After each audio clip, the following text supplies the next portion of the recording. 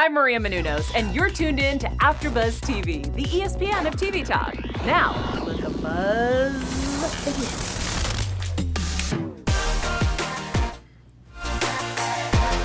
Hey guys, welcome back to Family Reunion Part 2, Episode 5. Remember when Shaka got beat down?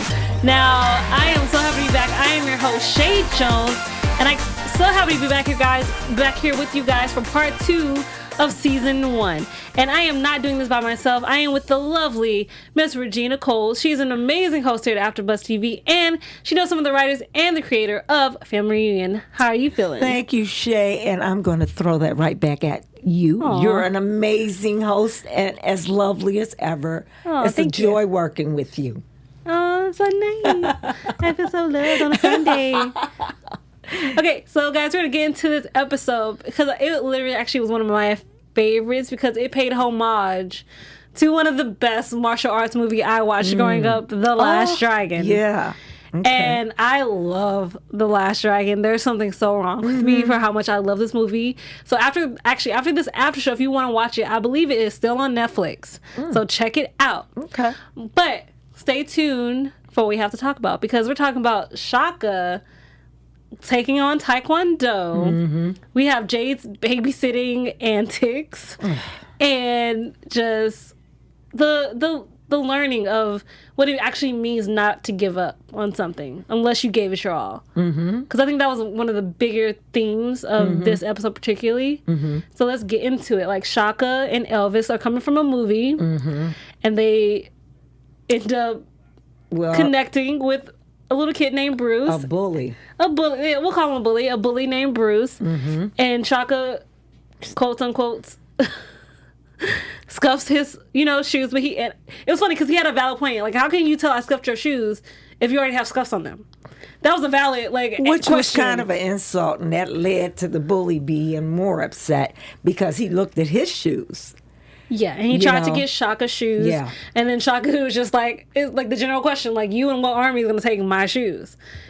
Unfortunately, he had not an army, but he had at least 4 or 5 kids with him, came in out the woodwork. Right. And Elvis is just like, run. So they run.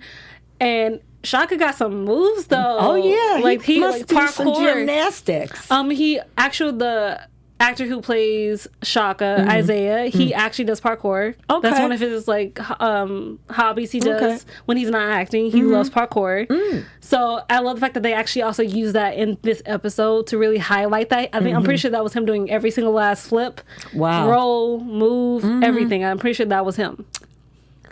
I think it was. So he runs into it didn't a look dojo. like a stunt double. How would you even find something like Shaka? Yeah. Isaiah's only 5 feet. So please find me a stunt double who Hollywood. They could. I'm not saying they couldn't, but find me a guy, a man who would be the same height and build as Shaka. No, you could look at it with editing. I think that it was him. I definitely I was trying to see if I actually was trying to see if it was going to be somebody else, but happily it wasn't. Yeah. It was Shaka the whole time. He runs into the actual dojo where the bully Bruce and his crew train. It's called the Last Dragon Dojo, and in walks a historic, iconic figure, Mr. Garrett Morris.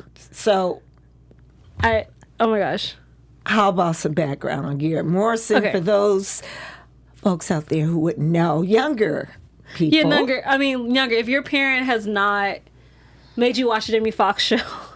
Well, before that, you know where he started. Not where. Oh, I know him from the Jamie Foxx show. Saturday Night Live. Wait, he did Saturday Night Live? Yes. I did not know that. Oh, am I dating myself? I'm pretty sure Josh can look it up for us and he can confirm, our producer. I'm pretty sure he started on Saturday Night Live. He was one of the first ones. I actually now I'm trying to fast pace that, but Josh, if you get that faster than me, please let me know. Because I have my IMDb Pro up for some reason. Yeah, I'm pretty sure. Yeah, Garrett Morris was a part of SNL from 1975 to 1980. Woo! Wow. Okay. Come on, he's been in this. Some history for you folks out there. He's been in this business for A long time. A long time. And it was good to see him on the show. I love when I see. I don't know. It's something about iconic, especially black actors that you grew up watching, and then even though as they get older, you still get to see them. Yeah. I think that's what makes it so special, especially this show particularly. Yeah. I think Meg has done a good job of that too with casting. Even with Richard Roundtree, my God, he's the only Shaft for me. I mean, I'll take, Jesse T. Usher, but okay. I'll take a Jesse T. Only because I never saw Shaft. Like, guys, I'm a 90s baby, so you gotta I had see never, it, girl. I've never seen the original Shaft. I saw the Shaft with all three generations, and I thought that was a great film.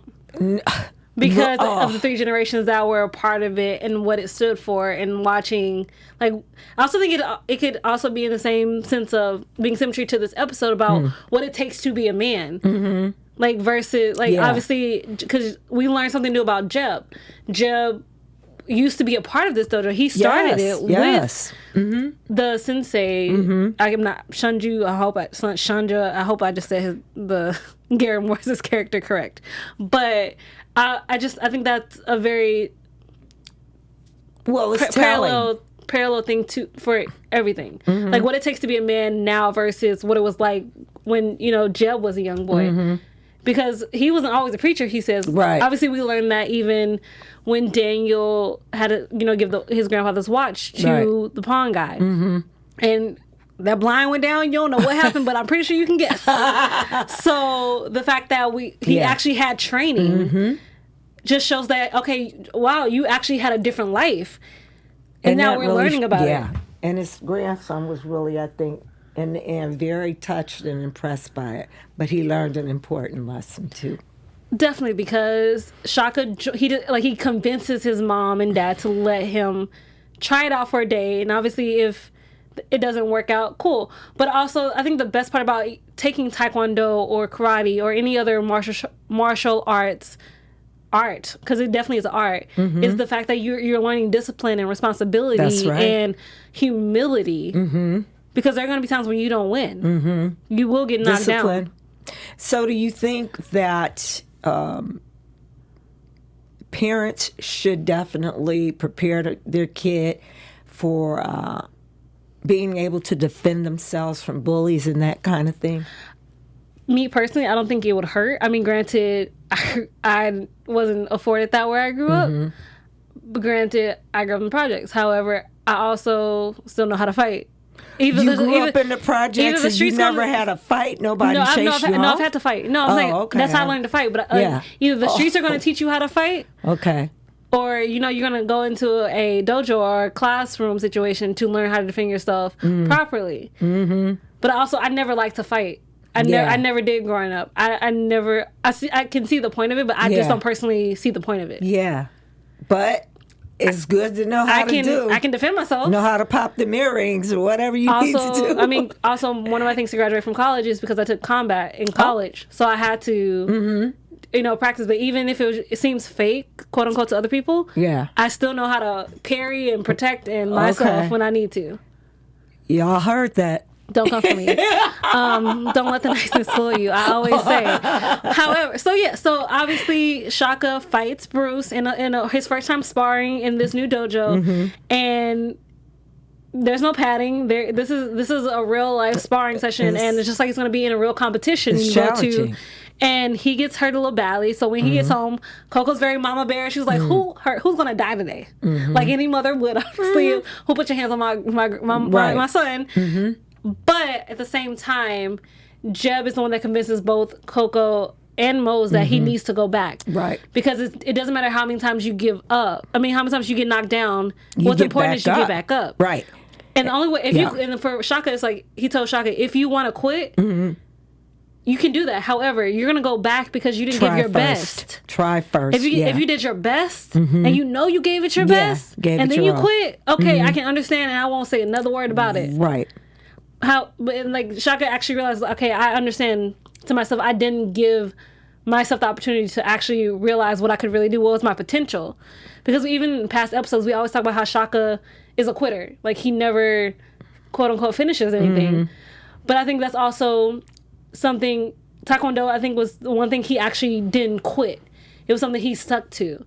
So I think if he would have gave up, that would have been also something he quit. I don't think he would have liked that. And it really does help you to build confidence and character.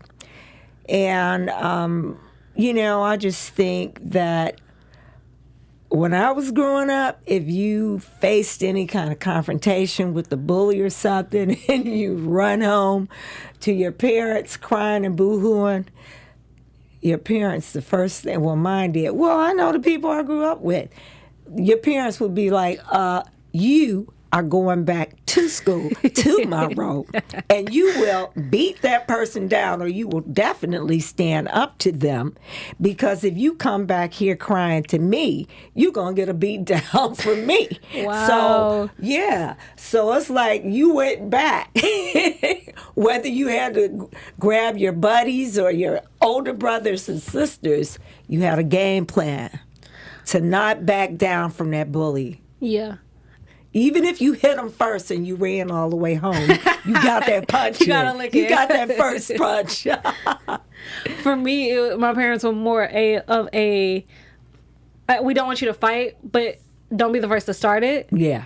But if somebody else starts something with you, Don't you have instigate. more than my permission to end it. So I've always kind of lived my life by that philosophy, and I always say, like, you only gonna get one punch or one lick. Please make it count, because after that, then I got permission now to do what I need to do to protect myself.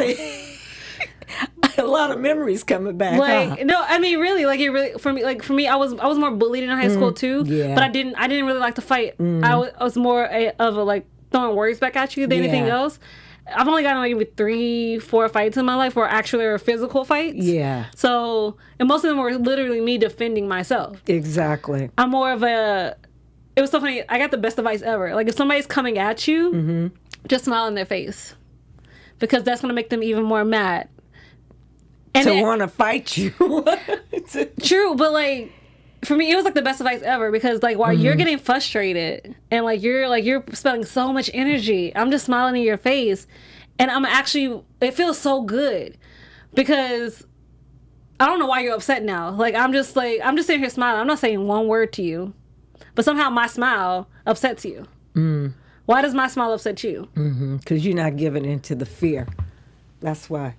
So I mean, You're not giving it was a into lesson the to fear learn. that they want you to give into. It was a lesson to learn, definitely. Well, it's definitely psychological. So you're getting into their head right Which is away. also fun. So, yeah. I'm also sadistic sometimes. Don't worry about it.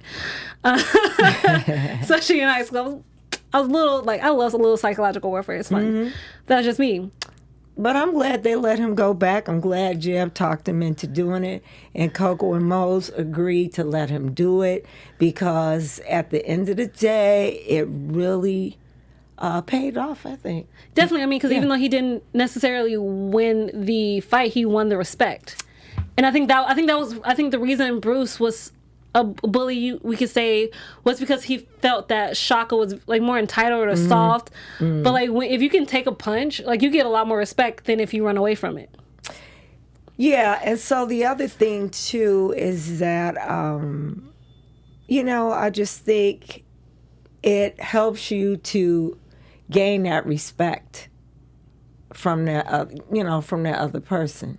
Yeah, definitely. You gain respect from them, and it teaches good sportsmanship, because if you do, we can't all win in a situation. Especially but when you're fighting, you can't. definitely, I used to teach elementary school in Detroit Public Schools.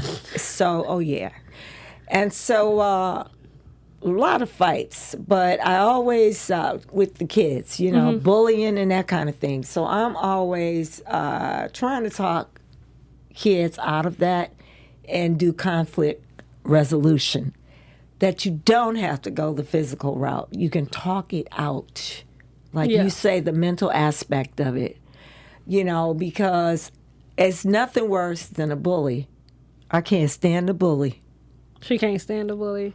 I mean, who's not getting, or we could say somebody not bullying her, but she's definitely learning what being a babysitter is Jade. So she is given the task to babysit Ami, but she falls asleep within the first 2 minutes. But she still gets paid.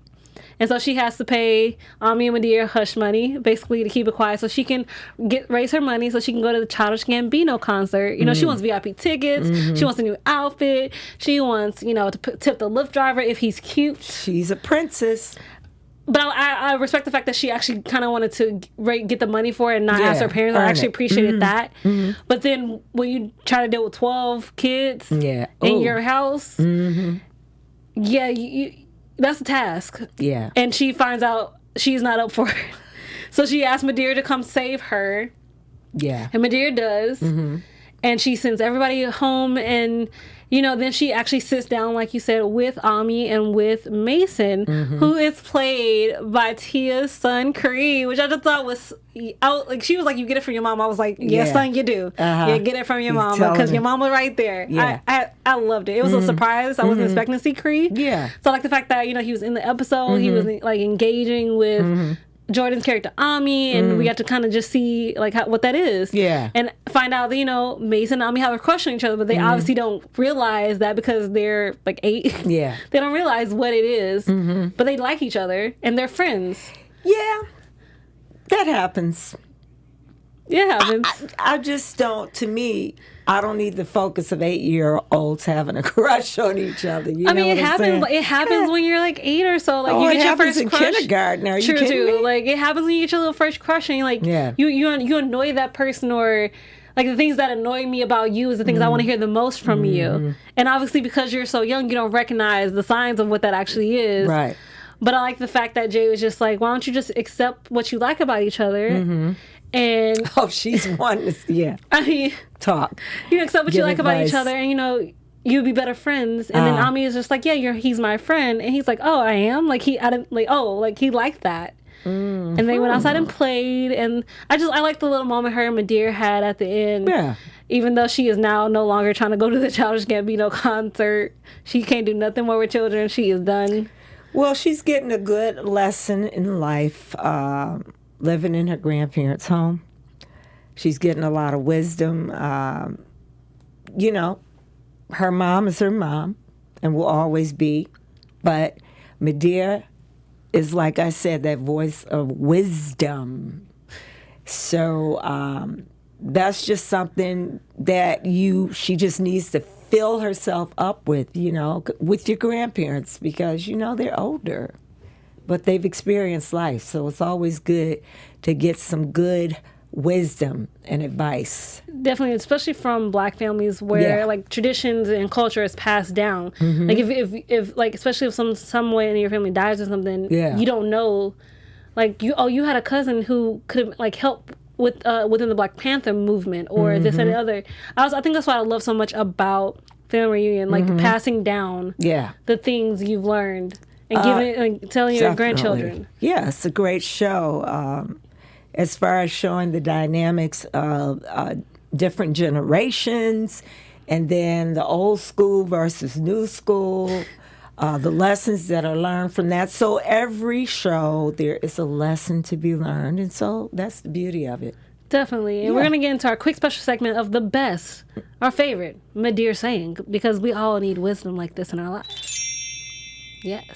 Okay, so my favorite was actually from this episode 5, and it was, do y'all want a whooping? Like, she didn't even have to, like, raise her voice, and it got quiet. Like, you could have heard a pin drop. And, like, as a kid, I grew up in the southern part of the state. Whoopings were, they were preferred when I was growing up. So, Switch.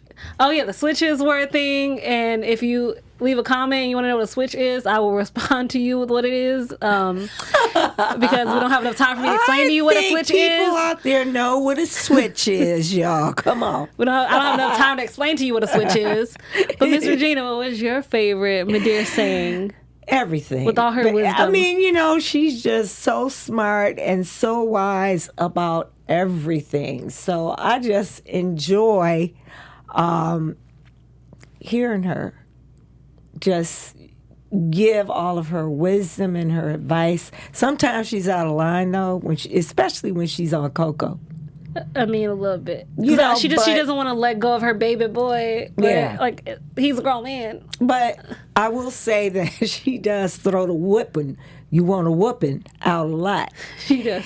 You know, because nowadays, you know, you better not say that out in public. Which I still think is crazy. I'm like, where was you in the 90s? Yeah. You were not around. You didn't care. So Please explain that. I really need to understand, like, what's so wrong with a whooping?